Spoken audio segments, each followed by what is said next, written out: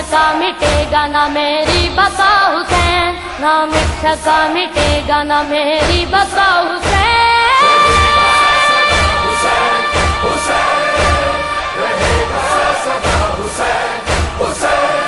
ज़िल्ला है हाथ में न ज़िल्ला है हाथ में न ज़िल्ला, एक रास्ता है इज्जत का और एक रास्ता है ज़िल्लत का, एक रास्ता है इज्जत का और एक रास्ता है ज़िल्लत का।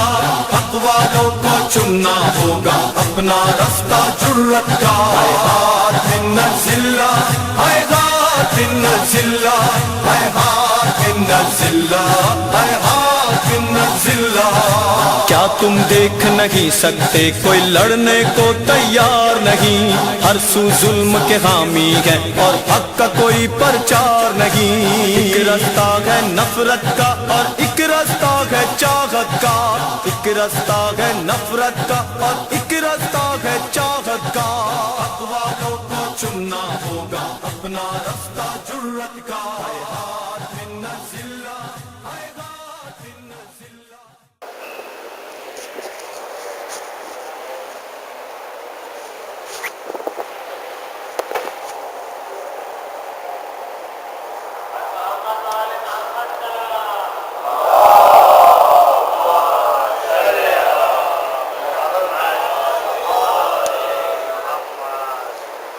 السلام علیکم ورحمۃ اللہ وبرکاتہ۔ اعوذ باللہ السمیع العلیم من الشیطان اللعین الرجیم، بسم اللہ الرحمن الرحیم، الحمد للہ رب العالمین، والعاقبۃ للمتقین وجنۃ للموحدین والنار للمعاندین، ثم الصلاۃ والسلام التحیۃ والاکرام علی النبی الامی المکی المدنی القرشی الابتری العربی السراج المضی والکوكب الدری صاحب الوقار والسکینہ المدفون بعرض المدینہ الرسول المسدد والمصطفى الامجد والمحمود الاحمد حبیب الہ العالمین ابو القاسم محمد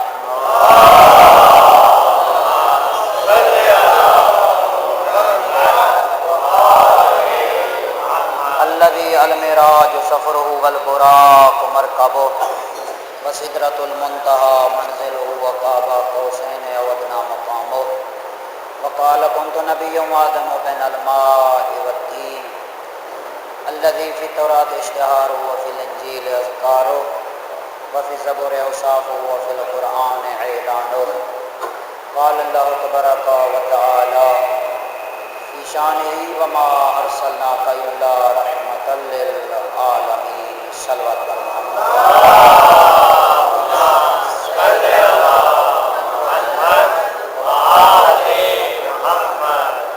أما بعد فقد قال الله تبارك وتعالى في كتاب المجيد وفرقان الحميد، بسم الله الرحمن الرحيم، وما خلقت الجن والإنس إلا ليعبدون ما أريد منهم من رزق وما أريد أن يطعمون إن الله هو الرزاق ذو القوة المتين. صلوات محمد وعلى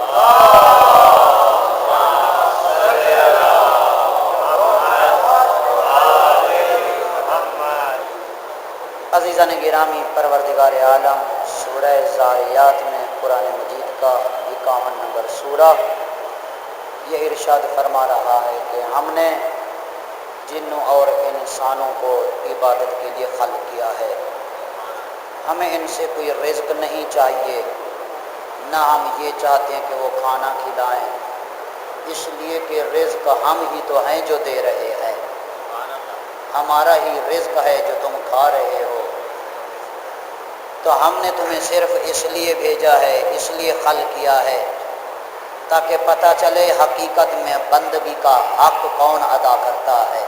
صلوات پڑھے محمد والے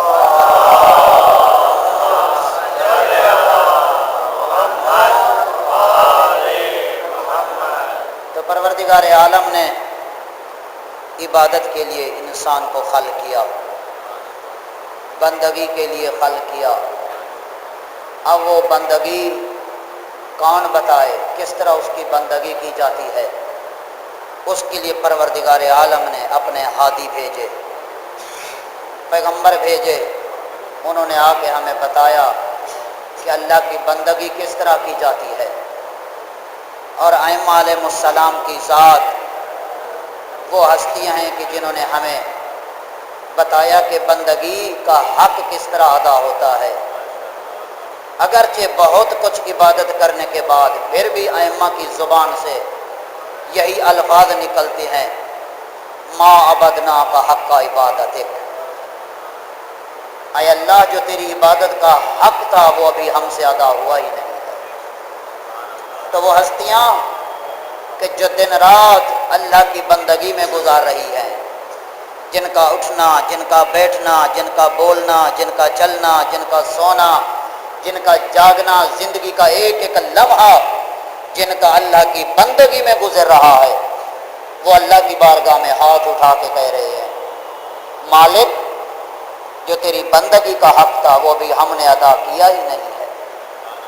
جب وہ یہ کہہ رہے ہیں تو پھر آج انسان اگر 5 وقت کی نماز کی پابندی کر رہا ہے، نماز شب پڑھ رہا ہے، قرآن کی تلاوت کی اگر توفیق حاصل ہے، تو وہ یہ ناز نہیں کر سکتا کہ میں نے بندگی کا حق ادا کر دیا ہے۔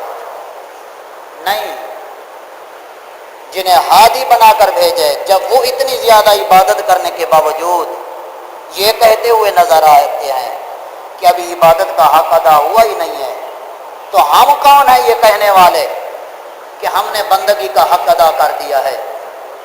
یہی وجہ ہے کہ امام جعفر صادق علیہ السلام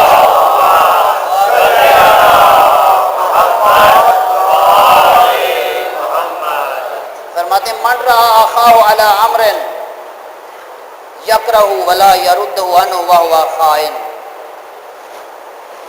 فرماتے ہیں کہ اگر کسی بندے کو گناہ کرتا دیکھو، اللہ کی نافرمانی کرتے ہوئے دیکھو، تو فرماتے ہیں کہ جب تمہیں یہ کام ناپسند نظر آ رہا ہے کہ یہ خالق کی نافرمانی کر رہا ہے، ظاہر ہے تمہیں ناپسند لگے گا، تم اس بات کو اچھا نہیں سمجھو گے، تو پھر امام فرماتے ہیں چپ نہ ہو جاؤ، اگر اس کے خیر خواہ ہو تو اسے برائی سے روکو، اسے گناہ سے روکو، وہ غلط لین پہ چل رہا ہے، اس کو نہیں پتا بندگی کس چیز کا نام ہے۔ تو امام فرماتے ہیں جب بھی کسی بھائی کو کوئی گناہ کرتا ہوا دیکھو اور تمہیں وہ کام شریعت سے باہر نظر آئے، شریعت نے جس کی اجازت ہی نہیں دی، تو فرماتے ہیں اگر اسے نہیں روکا تو تو نے خیانت کی ہے، خائن ہے، تو نے مومن بھائی کے حق میں خیانت کی ہے، لہذا حق ہے اس کا تیرے اوپر کہ اگر تو برائی کرتے ہوئے دیکھے تو اسے روک۔ صلوات پڑھے محمد والے۔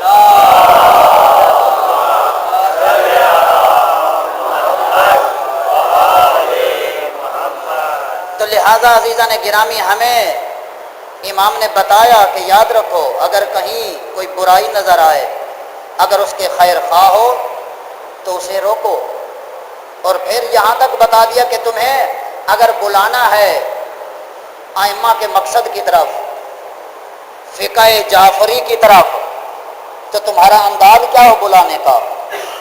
فرمایا کونوا دعاۃ للناس بالخیر بغیر السنتکم، فرمایا لوگوں کو دعوت دو مذہب حقہ کی طرف، مذہب جعفری کی طرف، لیکن کس طرح؟ بالخیر بغیر السنتکم، بلاؤ لیکن زبان کو بند کر کے، زبان کو بند رکھو، کیوں؟ لیراؤ منکم الاجتہاد والصدق والوعر، تاکہ وہ لوگ دیکھیں یہ جو اپنے آپ کو جعفری کہلاتا ہے صرف گفتار کا غازی ہے یا کردار بھی اس کی صداقت پہ ناز کر رہا ہے، کردار میں بھی یہ چیز نظر آ رہی ہے، لیراؤ منکم الاجتہاد، تاکہ وہ لوگ دیکھیں تیرے اندر وہ جذبہ کتنی ہے، وہ قوت کتنی ہے، وہ طاقت کتنی ہے، تاکہ جو تو سچائی کا دعویٰ کر رہا ہے وہ سچائی ثابت آئے، حرام سے بچنے کی تیرے اندر طاقت کتنا ہے، تو وہ گفتار سے ثابت نہیں ہوگی، وہ کردار سے ثابت ہوگی۔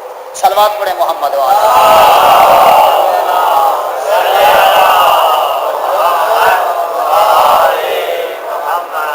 تو عزیزان گرامی اگر کسی کو روکنا ہے برائی سے اچھائی کی طرف دعوت دینی ہے تو امام نے فرمایا اچھائی کی طرف دعوت دینے کا انداز جس انداز کو ہم 14 نے پسند کیا ہے وہ کردار کے ذریعے دعوت دو. جب کردار کے ذریعے دعوت دو گے تو یقیناً وہ بندہ پہچان لے گا کہ یہ صرف باتیں نہیں کر رہا بلکہ اس نے ائمہ کے کردار کو ان کی سیرت کو اپنے کردار میں جذب کر لیا ہے. اور واقعاً جو یہ دعویٰ کرتا ہے یہی کردار اس کی دلیل ہے. یہ دلیل ہے اس بات کی کہ یہ کہے یا نہ کہے واقعاً یہ امام جعفر صادق علیہ الصلوۃ والسلام.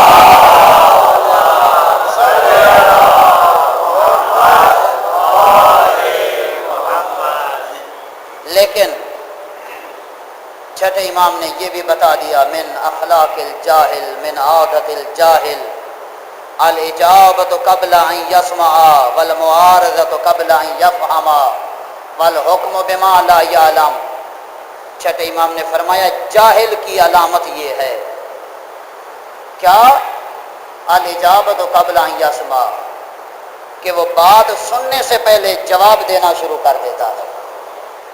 اگر آپ کسی کے اصلاح کر رہے ہیں نا ابھی آپ کی بات پوری نہیں ہوگی وہ خود شروع ہو جائے گا ایسے لگے گا کہ وہ یہ ثابت کر رہا ہے کہ میں تو اسے زیادہ جانتا ہوں. تو امام فرماتے یہ جاہل کی نشانی ہے کہ وہ سننے سے پہلے ہی جواب دینا شروع کر دیتا ہے. سنا ہی نہیں ہے اس نے بات کو بس جواب دینا شروع کر دیا. یہ جاہل کی نشانی ہے. اور پھر ساتھ یہ بھی بتا دیا والمعارضۃ قبل ان یفہم بات کو سمجھے گا نہیں جھگڑا پہلے شروع کر دے گا پہلے مناظرہ شروع کر دے گا. بات سمجھے گا نہیں کہ بات کی اصل کیا ہے اصل روایت کا مضمون کیا ہے اصل آیت کس سورہ میں ہے اس آیت میں اللہ کہنا کیا چاہ رہا ہے نہیں پہلے ہی بات شروع کر دے گا. والحکم بما لا یعلم جانتا تو ہے نہیں لیکن حکم فوراً لگا دے گا. فرمایا یہ جہل کی نشانی ہے کہ وہ سننے سے پہلے جواب دینا شروع کر دے گا اور سمجھنے سے پہلے مناظرہ شروع کر دے گا اور نہ جانتے ہوئے وہ فوراً حکم لگا دے گا. صلوات پڑھے محمد.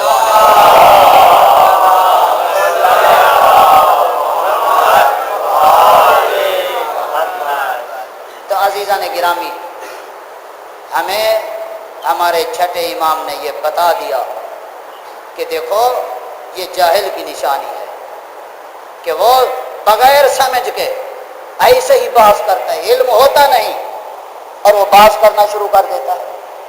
کچھ جانتا نہیں حکم لگا دیتا ہے اور سمجھتا ہے نہیں بات کو وہ جواب دینا شروع کر دیتا ہے. اسی لیے میرے نام امام انہوں نے یہ بتا دیا امام محمد تقی علیہ الصلوۃ والسلام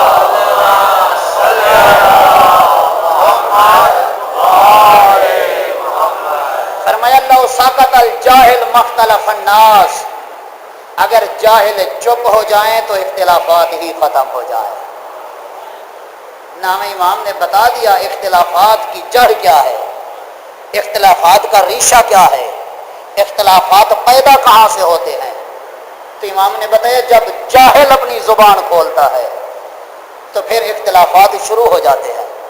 یہ جو شیعوں میں اختلافات اگر آپ کو عقائد میں نظر کہیں آ رہے ہیں تو یہ جاہل کے زبان کھولنے کی نشانی ہے. جب جاہل اپنی زبان کھولتا ہے کہتے کہ میں بھی جانتا ہوں تو کم از کم بندہ اتنا سوچے تو زیادہ جانتا ہے یا مرجع وقت زیادہ جانتا ہے. صلوات پڑھے محمد.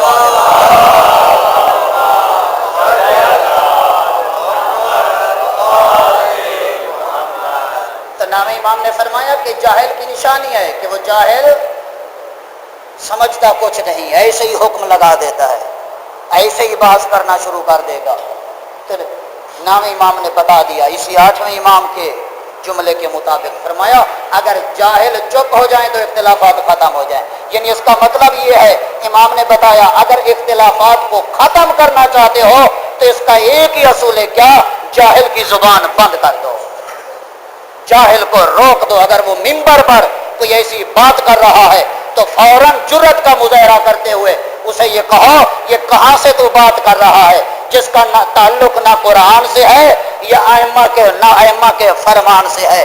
یہ کہاں سے تو ایسی بات کر رہا ہے جو قرآن ہی کے خلاف ہے؟ ہماری ائمہ کی تو وہ شان ہے کہ وہ کوئی بات کرتے ہی نہیں ہے جو قرآن کے خلاف ہو۔ تو اسی صورت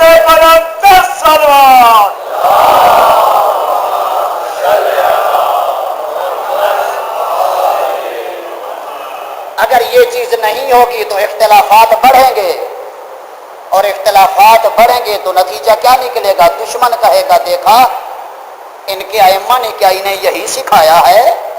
تو اصل دشمن کی تو کوشش ہی یہی ہے کہ ان کے اندر اختلافات پیدا کر دو، ان کے اندر پھوٹ ڈال دو تاکہ یہ مراجے سے کٹ جائیں۔ جب مراجے سے کٹ جائیں گے پھر ان کو ختم کرنا ہمارے لیے آسان ہو جائے گا۔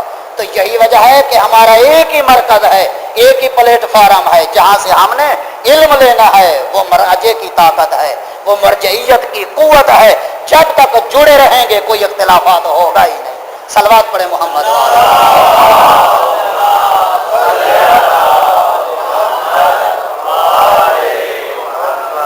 آج چھٹے امام کی شہادت کا دن ہے، تو اس امام کے نام سے منسوب ہے ہماری فقہ جعفری۔ ذرا سوچیں اس فقہ جعفری کا مدرک کیا ہے؟ یہ جعفر صادق کی فقہ کہاں سے آئی ہے؟ جعفر صادق کی فقہ کا مدرک یا قرآن ہے؟ آج ہمارے پاس جو فقہ جعفری ہے اس کا مدرک یا قرآن ہے یا سیرت النبی ہے یا ارشادات ائمہ علیہ السلام ہے؟ ہمارے اس فقہ جعفریہ میں قیاس کی کوئی گنجائش نہیں ہے کہ انسان قیاس کرنا شروع کر دے بس یہ چیز یہاں ہے تو وہاں بھی ہے۔ نہیں، قیاس نہیں چلا کرتی۔ کیوں؟ اس لیے کہ یاد رکھیں اس فقہ جعفری میں عقل کا کام کیا ہے؟ عقل کا کام ان راہوں کو کھولنا ہے جہاں سے احکام الہی حاصل ہوتے ہیں۔ عقل کا کام احکام بنانا نہیں، احکام سازی نہیں، احکام کی راہوں کو کھولنا ہے۔ صلوات پڑھے محمد والے۔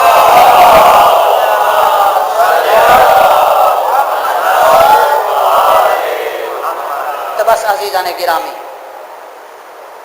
میرے چھٹے امام نے ہم ایک جملے کی طرف وادار کیا، متوجہ کیا۔ چھٹے امام ارشاد فرماتے ہیں حق علی کل مسلم یعرفنا، جو بھی ہماری معرفت رکھتا ہے حق ہے اس پر کیا؟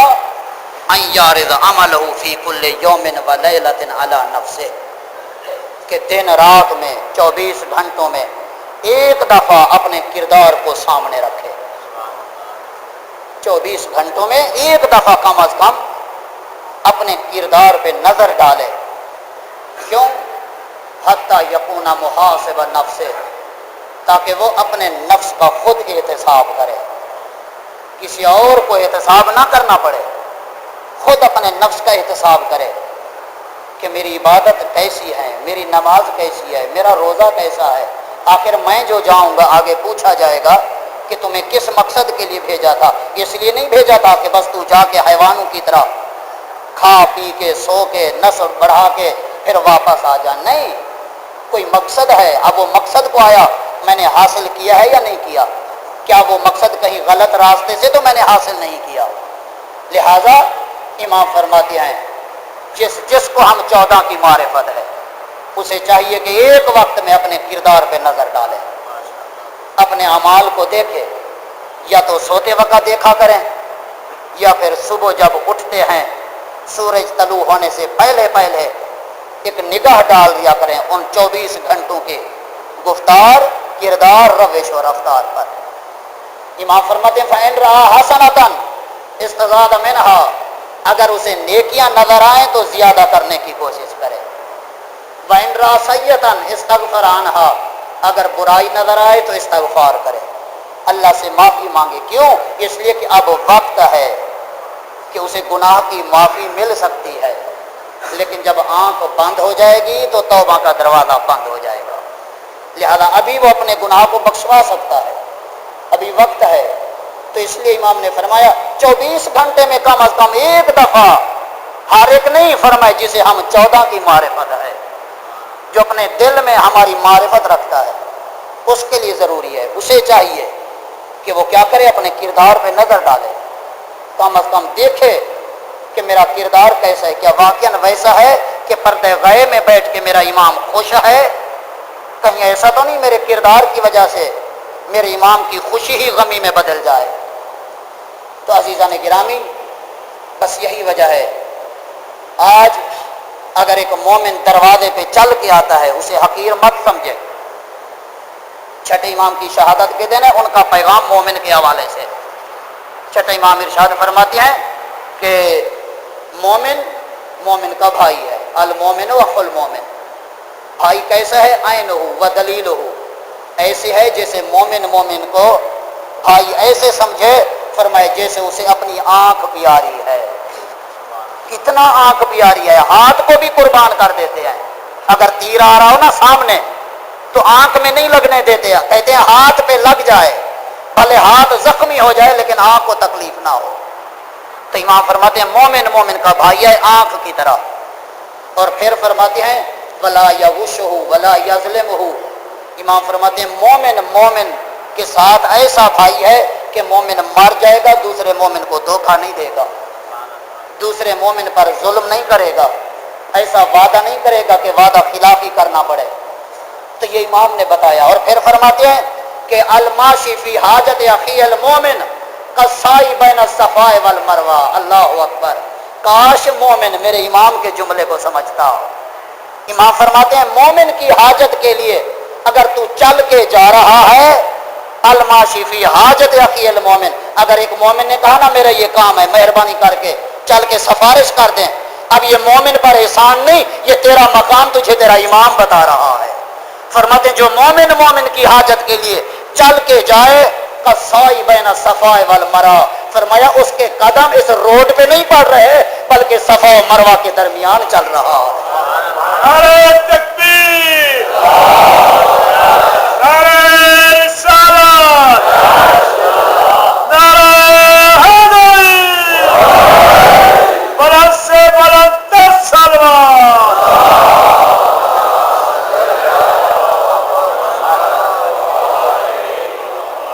یہ چھٹے امام کا پیغام ہے ہمارے لیے، ہم اپنے آپ کو جعفری کہلاتے ہیں۔ تو امام نے بتایا جتنے بڑے گریڈ کا مالک ہے، جتنا بڑا افسر کیوں نہیں، اگر تیرے دل میں ہماری معرفت ہے، تیرے دل میں ہماری محبت ہے تو ہمارے پیغام کو یاد رکھنا۔ فرمایا الماشی فی حاجت اخیہ المومن، جو کسی مومن کی حاجت کے لیے چل کے جائے، قصائی بین الصفا والمروہ، وہ ایسے ہے کہ گویا صفا و مروہ کے درمیان چل رہا ہے۔ صفا و مروہ کے درمیان چلنے والے کا مقام پروردگار عالم سے پوچھیں یا پھر ابراہیم و ہاجرہ سے پوچھیں۔ اور پھر امام فرماتے ہیں کہ قاضی وہ کہ جو کیا کرے، قاضی حاجتہ، جو مومن کی حاجت کو پورا کرے، کل متشاہد بدم فی سبیل اللہ ببدر و احد، فرمائے جو مومن کی حاجت کو پورا کر دے اس کا مقام تو اس سے بھی بلند ہے۔ مولا کتنا بلند ہے، فرمایا ایسے ہے جیسے بدر میں پیغمبر کی حمایت میں لڑ کر صاحب پیغمبر زخمی ہوئے تھے، فرمایا یہ ایسے ہے جیسے خون میں لت پت ہو کے نبی کی حمایت میں لڑ کے آج زخمی ہوا پڑا ہے، جیسے احد میں پیغمبر کی حمایت میں لڑ کے زخمی ہوا پڑا ہو۔ وہی مقام جو بدر کے زخمی کو ملا ہے، وہی مقام جو احد میں زخمی کو ملا ہے، فرمائے وہی مقام اس مومن کو مل رہا ہے جس نے دوسرے مومن کی حاجت پوری کر دی ہے۔ بسم اللہ الرحمن الرحیم۔ اور ہاں ایک جملہ میرے مولا کا اور بھی ہے، وہ کیا فرماتے ہیں القاد علی ایالی کل مجاہد فی سبیل اللہ، جو دن کو جاتا ہے شام کو تھکا ہوا آتا ہے، کیوں؟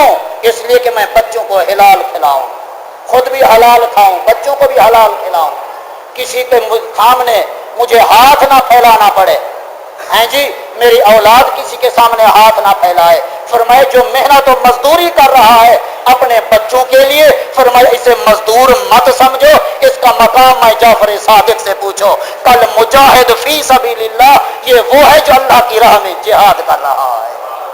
بسم اللہ الرحمن الرحیم والعصر ان الانسان لفی خسر الا الذین آمنوا وعملوا الصالحات وتواصوا بالحق وتواصوا بالصبر۔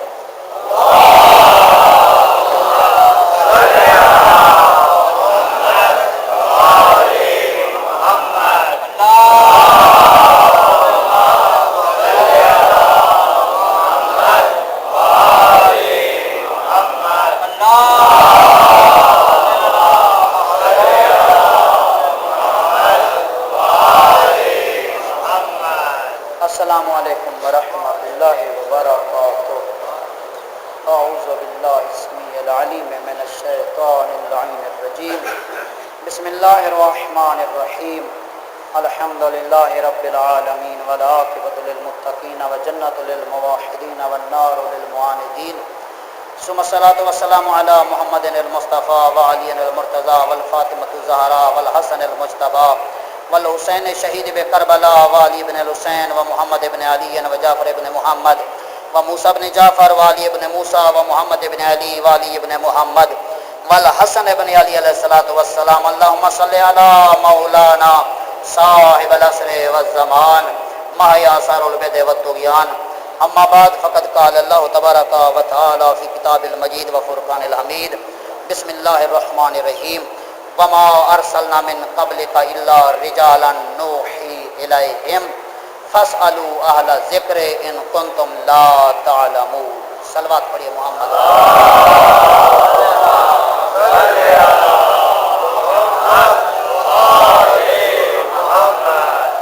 عزیزان گرامی، ہماری گفتگو قرآن اور مرجعیت کے حوالے سے چل رہی تھی کہ مرجعیت کی ضرورت ہمیں کیوں پیش آتی ہے، قرآن مجید نے مرجعیت کا کیا مقام بتایا ہے۔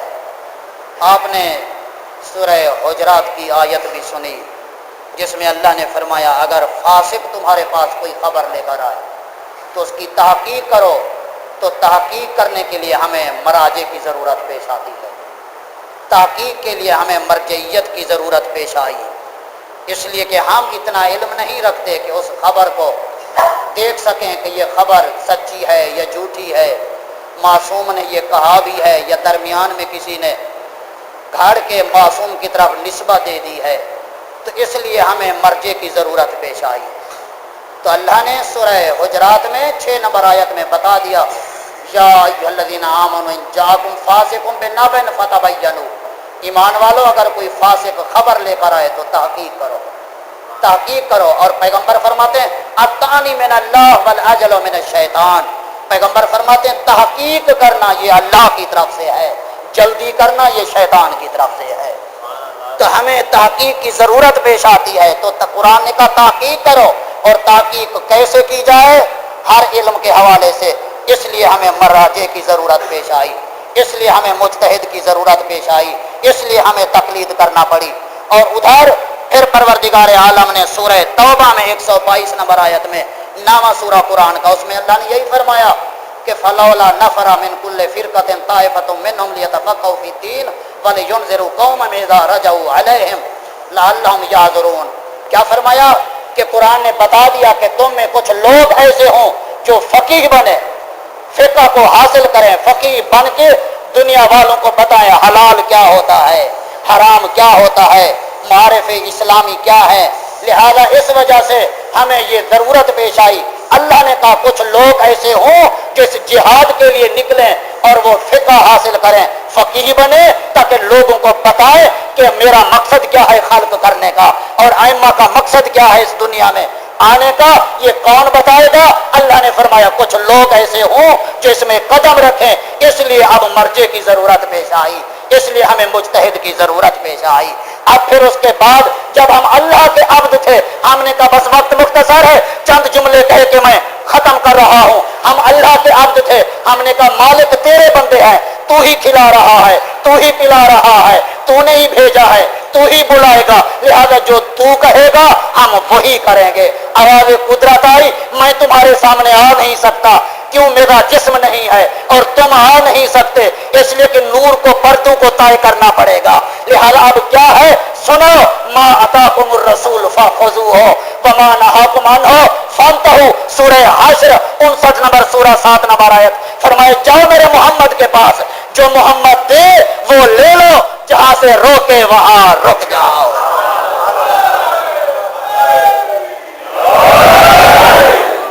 جو دے وہ لے لو، جہاں سے روکے وہاں رک جاؤ۔ ہم آ گئے رسول کے پاس، رسول فرماتے کیسے آنا ہوا؟ ہم نے کہا یا رسول اللہ اللہ نے بھیجا ہے، کہا جو وہ دے وہ لے لو، جہاں سے روکے وہاں رک جاؤ۔ رسول نے فرمایا 23 سال کے عرصے میں جو میں دے رہا ہوں وہ تم نے لیا، جہاں سے روکا وہاں رکے، اب میں تمہیں علی کی جیسی ہستی دے کے جا رہا ہوں، علی جیسی ذات دے کے جا رہا ہوں۔ علی جو کہے وہی کرنا ہے، جہاں سے روکے وہیں رکنا ہے۔ علی جا رہے ہیں، یا علی آپ تو جا رہے ہیں، رسول نے بھیجا تھا آپ کے پاس، فرمایا میں تمہیں بھیج رہا ہوں حسن مجتبی کے پاس۔ حسن مجتبی جو کہے وہی کرنا ہے، جہاں سے روکے وہاں رکنا ہے۔ اب حسن مجتبی جب جانے لگے کہا میں حسین کے پاس بھیج رہا ہوں، حسین جو کہے وہی کرنا ہے، جہاں سے روکے وہاں رکنا ہے۔ عزیزان گرامی، حسین نے بھیجا زین العابدین کے پاس، زین العابدین نے بھیجا محمد باقر کے پاس، محمد باقر نے بھیجا جعفر صادق کے پاس، جعفر صادق نے بھیجا موسیٰ کاظم کے پاس، موسیٰ کاظم نے بھیجا علی رضا کے پاس، علی رضا نے بھیجا محمد تقی کے پاس، محمد تقی نے بھیجا علی نقی کے پاس، علی نقی نے بھیجا حسن عسکری کے پاس، حسن عسکری نے بھیجا امام زمانہ اجل اللہ۔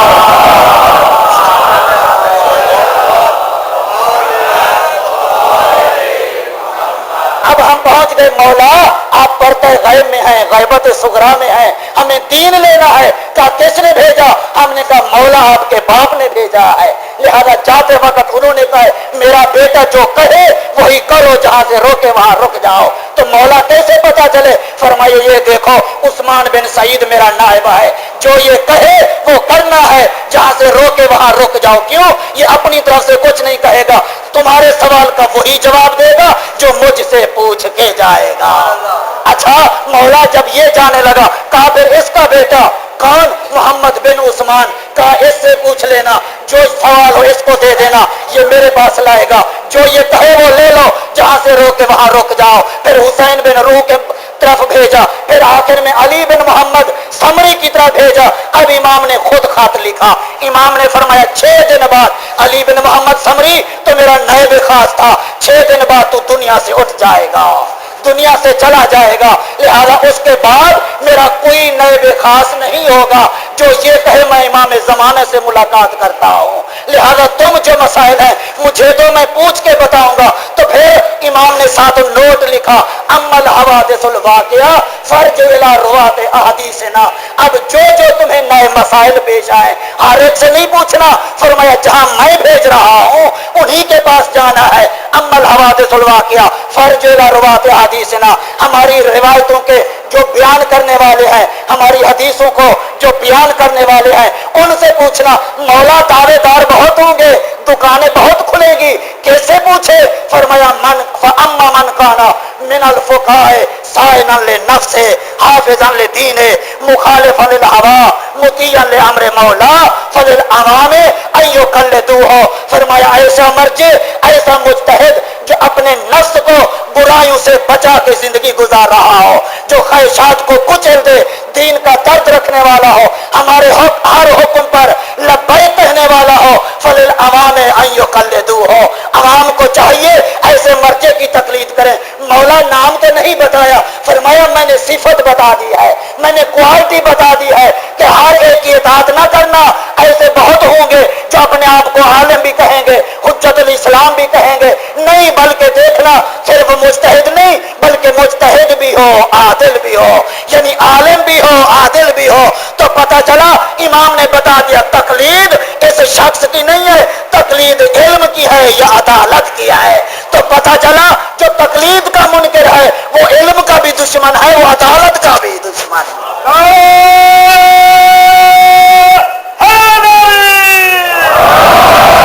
اور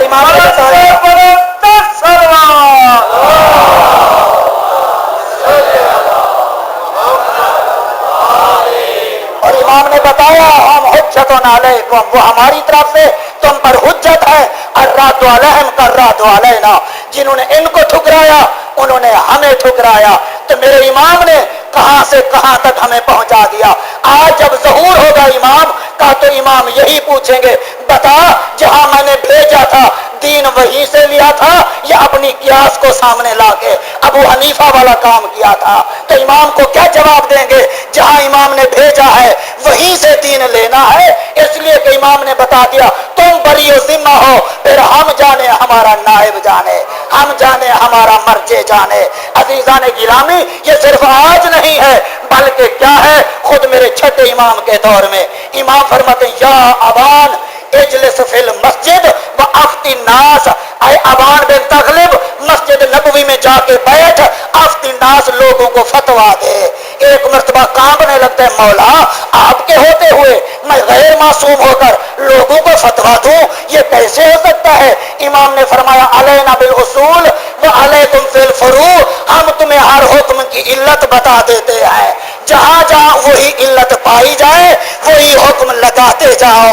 انی احب ان ارى مثلک, میں چاہتا ہوں تیرے جیسے اور بھی پیدا ہو جائے, میں چاہتا ہوں تیرے جیسے اور بھی پیدا ہو جائے. تو پتا چلا چھٹے امام اپنی موجودگی میں خود غیر معصوم کی طرح بھیج رہے ہیں. یہ ہے اعتماد معصوم کا, ایک مرچے کے اوپر, ایک مجتہد کے اوپر. تو بس عزیزان گرامی, آج ہم خوش قسمت ہیں کہ اللہ نے ہمارے لیے ہدایت کا دروازہ کھولا ہوا ہے, جس کے ذریعے ہمیں ہر مسئلے کا جواب مل رہا ہے. بس میں قربان جاؤں اس چھٹے امام پر جس نے بڑی محنت سے یہ فقہ ہم تک پہنچایا, اور مراجع آج تک اس فقہ کی حفاظت کر رہے ہیں. عزیزو, آج امام کی شہادت کا دن ہے. بس 2 جملے کہوں گا. وہ امام جسے منصور دوانکی نے زہر دیا, اس امام کو جب زہر ملا, شہر مدینہ ہے, امام کی 3 بیٹیاں ہیں, 7 بیٹے ہیں امام کے.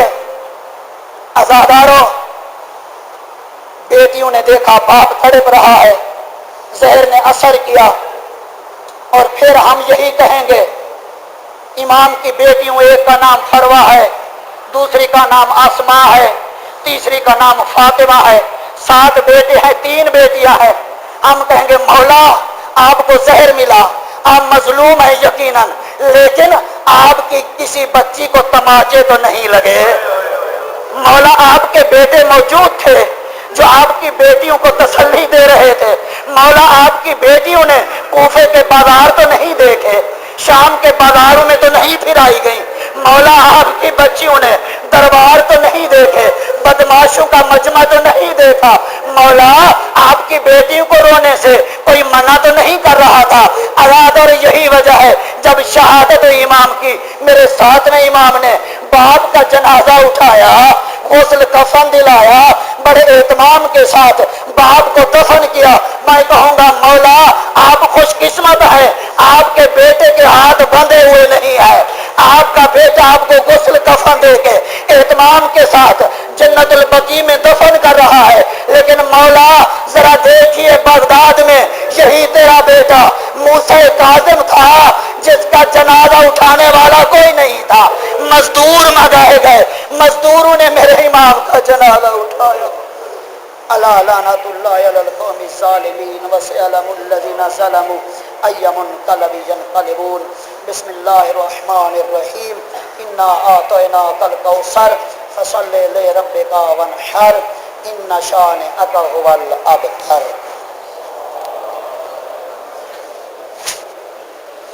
بسم اللہ الرحمن الرحیم.